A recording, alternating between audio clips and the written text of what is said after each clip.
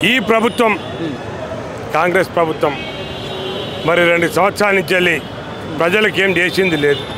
ఏ ఒక్కటేదో చెప్పుకుంటున్నారు. మరి మహిళలకు బస్సు ప్రయాణం ఉచితంగా ఇచ్చామని మరి ప్రజలందరికీ తెలుసు. బస్సులు ఎన్ని ఉన్నాయో దాని సగం బస్సులనే తిప్పుతున్నారు. ఇప్పుడు ఆ సగం బస్సులలో కూడా మహిళలకు ఏదో ఉచితంగా మేము ప్రయాణం చేపిస్తున్నామని చెప్తున్నారు. ఈరోజు మరి బస్ ఛార్జీలు పెంచి మహిళలకు ఏదైతే ఉచితంగా ఇస్తున్నామంటున్నారో అవి కూడా మరి మగవారికి వేస్తున్నారు. ఒకటే ఫ్యామిలీలో మరి ఒకరు జర్నీ చేస్తే 2 ఛార్జీలు ఒకరికే ఇస్తున్నట్టు కాంగ్రెస్ పార్టీ నాయకులు అంటున్నారు. ముఖ్యమంత్రి కూడా అంటున్నాడు. అంటే మహిళలకు ఉచిత బస్సు ఇవ్వడం బీఆర్ఎస్ నాయకులకు నచ్చడం లేదు, ఓర్వలేకనే ఇలాంటి పనులు చేస్తున్నారు వాళ్ళు అని అంటున్నారు. ఇది వాస్తవమేనా? మేము ఈ రోజున వినతి పత్రం ఇవ్వడానికి వచ్చింది ఎండి గారికి, ఆర్టీసీ ఎండి గారికి మేము వినతి పత్రం ఇవ్వడానికి వచ్చింది. ఎందుకు?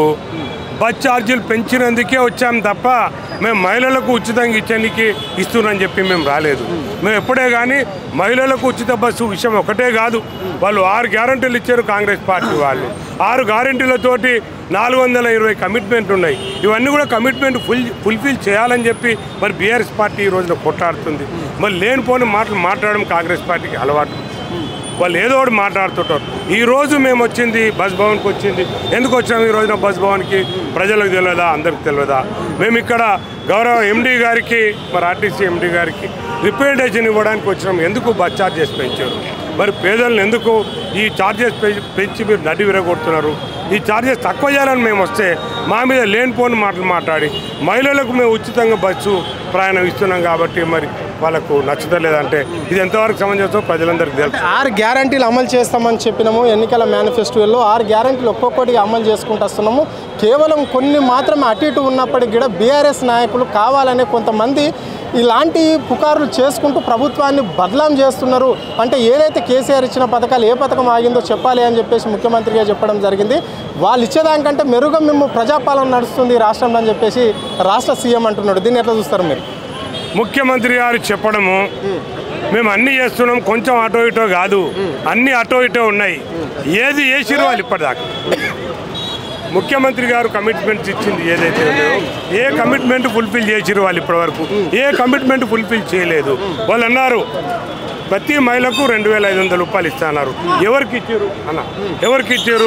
అట్లే అది చెప్పుకుంటూ పోతే ఇప్పుడు 200 యూనిట్లు ఎవరైతే పేదవాళ్ళు కాల్చుకుంటారో వాళ్ళ గురించి మేము ఫ్రీగా కరెంట్ ఇస్తా అన్నాం. ఎక్కడిచ్చారు వాళ్ళు? ప్రతి ఒక్కరికి రేషన్ కార్డు ఇస్తానని ఎవరికి ఇచ్చారు? మరి మహిళల గురించి 2000 ఇంతకుముందు కేసీఆర్ గారు ఇచ్చారు. ఎవరైతే మరి పేద మహిళల్లో వాళ్ళకి 2000 ఇచ్చారు. ఆయన 4000 ఇస్తా అన్నారు. ఎక్కడిచ్చిండు? తులం బంగారం ఇస్తా అన్నాడు. ఎక్కడిచ్చిండు? ఏం చేస్తున్నాడు ఆయన? ఏం చేసింది లేదు, ఏం చేయడు. కావాలని చెప్పి ఏదో ఒక ఇష్యూ తీసుకొచ్చి మరి ప్రజలంతా డైవర్ట్ చేయడం, డైవర్ట్ పాలిటిక్స్ తప్ప ఏ డెవలప్మెంట్ ఇక్కడ లేదని చెప్పి. అంటే ఇంద్రమ్మ ఇండ్లు ఇచ్చినాము, ఇక్కడ కరెంటు ఉచితంగా ఇస్తున్నాము, సబ్సిడీ గ్యాస్ ఇచ్చాము, మళ్ళీ గృహలక్ష్మి పథకం ఇస్తున్నాము, ఇంద్రమ్మ ఇండ్లతో పాటు మళ్ళీ ఉచిత బస్సు కూడా ఇచ్చినాం. మహిళలకు ఏదైతే 1 కోటి మందిని కోటేశ్వరాలను వాళ్ళకి కూడా బ్యాంకులలో లోన్లు తీసుకుంటే డ్రాకర్ గ్రూపులలో కూడా వాళ్ళకి వడ్డీ లేని రుణాలు ఇస్తున్నామని చెప్తున్నాము, ఇస్తున్నాం కూడా అని చెప్పేసి వాళ్ళు అంటుంటే బీఆర్ఎస్ నాయకులు ఇక్కడ ఏ రాష్ట్రంలో ఏ ఇండస్ట్రీ రాకుండా అడ్డుపడుతూ మళ్ళీ పైగా ప్రభుత్వాన్ని పక్క చేసి మాట్లాడుతున్నారు అడుగునా అని చెప్పేసి కూడా ఈ రాష్ట్ర ముఖ్యమంత్రి అంటున్నాడు. ఎక్కడ ఇందిరమ్మ ఇల్లు ఇచ్చిండో చెప్పాలి, దాని హిసాబు రావాలి. ఇందిరమ్మ ఇల్లు ఎక్కడిచ్చిండో చెప్పాలి. మరి పేదల గురించి ఏం చేసిండో చెప్పాలి. ఆయన ఇప్పుడు ఆయన డెవలప్మెంట్ ఏం చేసిండో చెప్పాలి.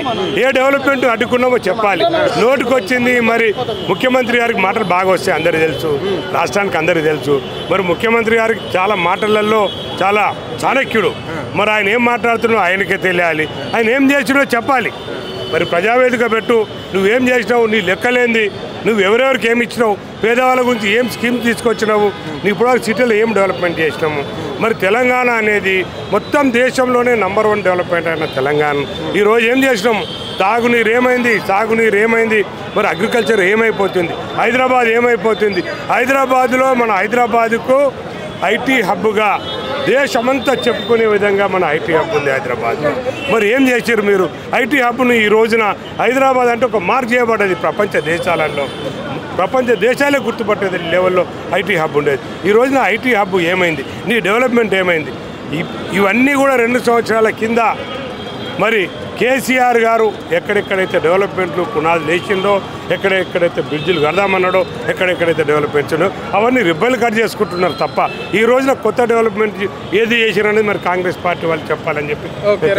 ఇది పరిస్థితి. అంటే ఇక్కడ కాంగ్రెస్ పార్టీ 22 నెలలు అవుతుంది అధికారంలోకి వచ్చి, చేసింది ఏం లేదు. కేవలం బీఆర్ఎస్ నాయకులను అరెస్టులు చేయడము, బీఆర్ఎస్ నాయకులపైన కేసులు పెట్టడమే లక్ష్యంగా పెట్టుకుంది. ఈ రోజు కూడా మెమరాండం పెరిగిన ఆర్టీ ఛార్జీలను తగ్గించాలని మెమరాండం ఇవ్వడానికి వస్తే మాత్రం ఇక్కడ బీఆర్ఎస్ కార్యకర్తలను నాయకులను మాత్రం పోలీసులను పెట్టి అరెస్టులు చేయిస్తుంది అని చెప్పేసి కూడా వాళ్ళు స్పష్టంగా చెప్పడం అనేది జరుగుతుంది. అంటే ఏకంగా పోలీసులు మాత్రం ప్రభుత్వం పక్షంగానే వ్యవహరిస్తున్నారు తప్ప ఇక్కడ ప్రజల సమస్యలు పట్టించుకోలేదు అని చెప్పేసి కూడా వాళ్ళు ఆవేదన వ్యక్తం చేయడం అనేది జరుగుతుంది.